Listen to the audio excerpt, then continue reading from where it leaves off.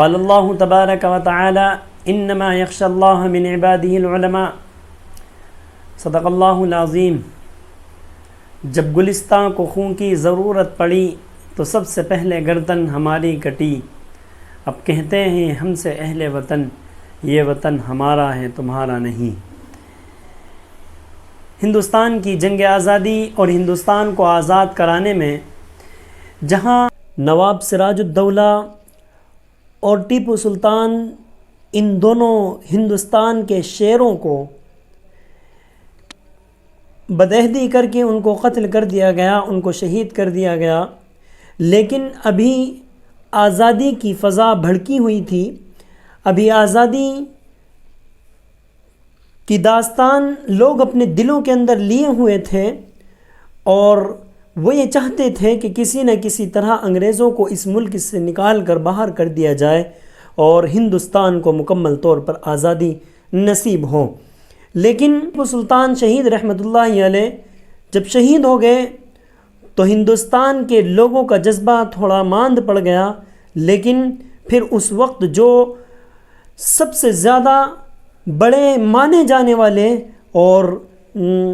جو میدان عمل میں آئے وہ کوئی اور نہیں، وہ بوریا نشیں، وہ مسجد کے ایک کونے میں بیٹھنے والے، اللہ اللہ کرنے والے اور مسجد کو اپنا مسکن بنانے والے علماء کرام تھے۔ چنانچہ دن بدن انگریز دہلی کی طرف بڑھنے جا رہے تھے، اور ان کا مشن اور ان کا ارادہ یہ تھا کہ کسی نہ کسی طرح سے دہلی کے اوپر قبضہ کر لیا جائے، اور وہاں پر حضرت شاہ ولی اللہ محدث دہلوی رحمہ اللہ وہیں پر رہا کرتے تھے۔ تو ان کے دل کے اندر انہوں نے محسوس کر لیا کہ اب انگریز کا مشن جو ہے وہ دہلی کے اوپر قبضہ کرنا ہے۔ چنانچہ حضرت شاہ ولی اللہ محدث دہلوی رحمۃ اللہ علیہ نے ان کے اس ارادوں کو بھانپا، اور پھر انہوں نے انگریز کے خلاف ایک مہم چلائی، جس میں انہوں نے یہ اعلان کر دیا کہ ہندوستان کے اوپر قبضہ کرنے کے لیے انگریز یہاں پر آہستہ آہستہ بڑھتا جا رہا ہے، اور ان کا ارادہ یہ ہے کہ وہ دہلی کے اوپر قبضہ کر لیں۔ حضرت شاہ ولی اللہ محدث دہلوی رحمۃ اللہ علیہ سن 1762 عیسوی کو انہوں نے اس ارادے کو محسوس کیا، اور پھر انہوں نے اپنی چال کے ذریعے سے انگریز کو کسی نہ کسی طرح دہلی پر قبضہ کرنے سے روکا۔ لیکن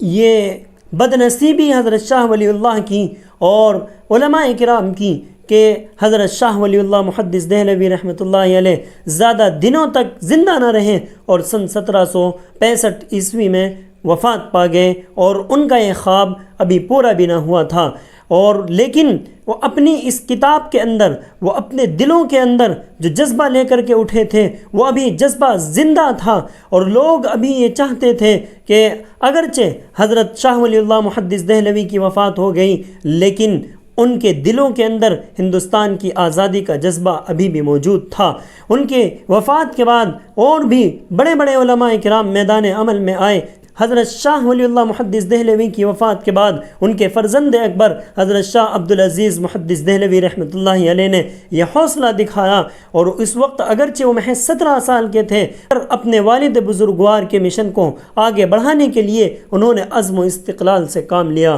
اور حضرت شاہ صاحب کے نظریے انقلاب کو مخصوص لوگوں کے دلوں سے نکال کر عام انسانوں کے دلوں میں اس طرح پیوست کر دیا کہ ہر زبان پر جہاد اور انقلاب کے نعرے مچلنے لگے۔ انقلاب کی صدائے بازگشت کو دہلی سے باہر دور دور تک پہنچانے میں حضرت شاہ عبدالعزیز محدث دہلوی کے تینوں بھائیوں حضرت شاہ عبدالقادر، حضرت شاہ رفیع الدین اور حضرت شاہ عبدالغنی محدث دہلوی رحمۃ اللہ علیہ کے علاوہ جن لوگوں نے پورے خلوص اور للہیت کے ساتھ اپنا بھرپور تعاون پیش کیا، ان میں شاہ عبدالمحی اور شاہ اسماعیل شہید اور سید احمد شہید رحمۃ اللہ علیہ ہیں۔ حضرت شاہ عبدالعزیز محدث دہلوی نے اس تحریک کو دل و جان سے پروان چڑھایا اور اس تحریک کو آگے بڑھانے کے لیے مشکلات اور مصائب بھی برداشت کیے۔ آپ کی جائیدادیں بھی ضبط کی گئیں، آپ کو شہر بھی بدر کیا گیا، آپ پر قاتلانہ حملے کیے گئے اور 2 مرتبہ آپ کو زہر بھی دیا گیا۔ ایک مرتبہ اب ٹن میں چھپکلی ملا کر پورے بدن پر مالش کر دی گئی، جس سے آپ کی بینائی جاتی رہی اور بے شمار امراض بھی پیدا ہوئے۔ ان تمام مصائب کے باوجود ان کے پائے ثبات میں کبھی لغزش بھی نہ آئی تھی۔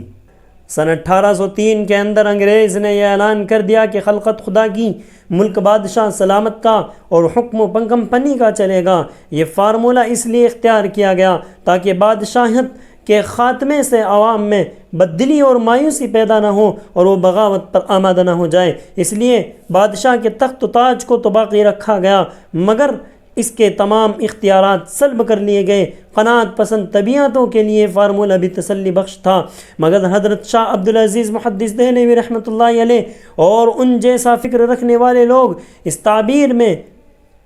اس تعبیر میں خطرہ محسوس کر رہے تھے۔ یہ وہ مرحلہ تھا جب آپ نے انگریزی اقتدار کے خلاف نہایت جرأت مندانہ فتویٰ جاری کیا۔ حضرت شاہ عبدالعزیز محدث دہلوی رحمۃ اللہ علیہ نے فتویٰ جاری کیا جس کی وجہ سے ہندوستان کے رہنے والے ہر ایک باشندے کے اندر ہندوستان کی آزادی کی آگ بھڑک اٹھی، اور ہر ہندوستانی یہ چاہتا تھا کہ کسی نہ کسی طرح سے انگریز کو یہاں سے باہر نکال دیا جائے اور یہاں سے انگریز کے قبضے کو روکا جائے۔ یہ اولین فتویٰ ہے جو انگریز کے خلاف دیا گیا اور جس میں دارالحرب کا مخصوص اصطلاحی استعمال کیا گیا، جس کا صاف اور صریح مطلب یہ ہے کہ ہر محب وطن مسلمان شہری پر فرض ہے کہ وہ اجنبی حکمرانوں کے خلاف اعلان جنگ کرے اور اس وقت تک سکون سے نہ بیٹھے جب تک قابضین کا ایک فرد ملک کی سرحد سے باہر نہ ہو جائے۔ حضرت شاہ عبدالعزیز محدث دہلوی کے اس فتوے کا یہ اثر ہوا کہ خواص تو خواص عوام بھی انگریزوں کے خلاف مسلح جہاد کے لیے اٹھ کھڑے ہوئے۔ حضرت شاہ عبدالعزیز محدث دہلوی نے اپنے ذوف امراض اور پیرانہ سالی کے باوجود وطن کی آزادی کے لیے اپنی جد و جہد کا سفر شروع رکھا۔ انگریزوں کے اقتدار سے دور رکھنے میں ناکامی کے باوجود وہ مایوس نہیں ہوئے اور نہ اپنے مقصد سے پیچھے ہٹے، بلکہ انہوں نے بدلے ہوئے حالات میں ایک نیا لائحہ عمل مرتب کیا جس کے تحت 2 کمپنیاں بنائی گئیں۔ ایک کمپنی کی باغ ڈور اپنے ہاتھ میں رکھی اور اس میں شاہ محمد اسحاق دہلوی اور مولانا محمد یعقوب دہلوی اور بھی بہت سے افراد تھے کہ جس میں اس کے اندر شامل کیا گیا، اور اس کمپنی کی ذمہ داری یہ تھی کہ وہ جہاد کے اصل مرکز کو اس کے اصل کردار کے ساتھ باقی رکھیں تاکہ اس کے ذریعے ایک نسل کی آبیاری کا سلسلہ جاری رہے۔ حضرت شاہ ولی اللہ محدث دہلوی نے سن 1857 عیسوی کے جنگ آزادی سے پہلے انگریزوں کے خلاف ایک جنگ لڑی جس کے اندر حضرت شاہ عبدالعزیز اور ان کے جتنے بھی ماننے والے افراد تھے وہ سب کے سب اس جنگ کے اندر شہید ہو گئے، اور انہوں نے اس طرح اپنی جان کی قربانی پیش